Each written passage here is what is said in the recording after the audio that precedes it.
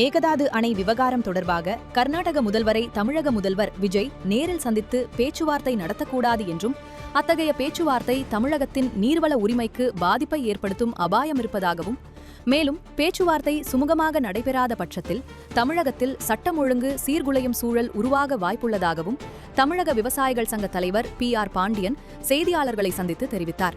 அவர் என்ன பேசினார் என்பதை தற்போது பார்ப்போம். தொடர்ந்து காவிரி பிரச்சனை தீவிரமடைந்து வருகிறது.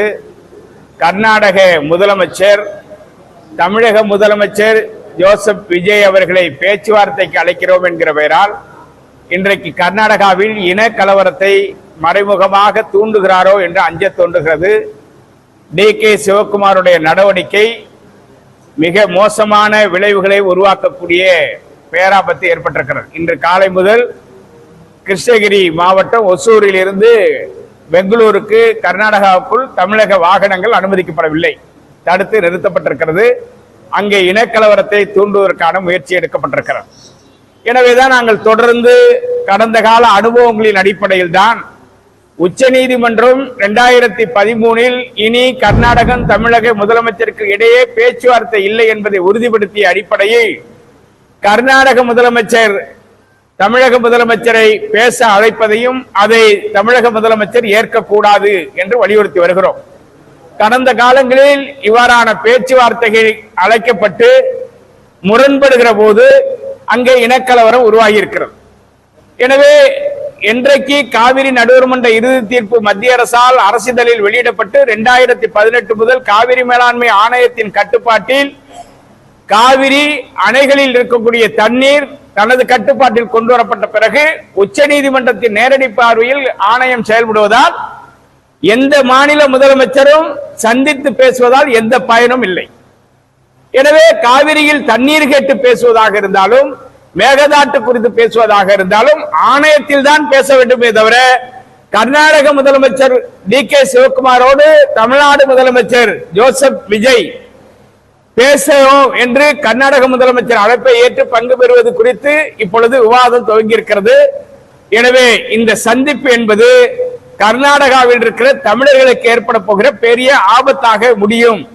எனவே தமிழக முதலமைச்சர் கர்நாடக முதலமைச்சருடைய அழைப்பை நிராகரிக்க வேண்டும்.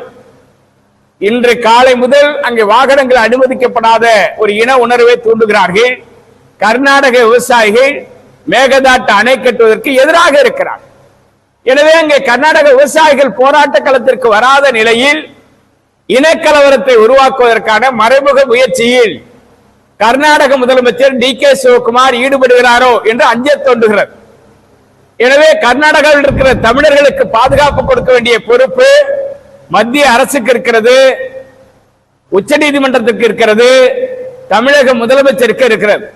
எனவே இந்த நெருக்கடியான சூழலில் பேச்சுவார்த்தை என்பது கர்நாடக மாநில தமிழர்களுக்கு விரோதமாக அமையும்.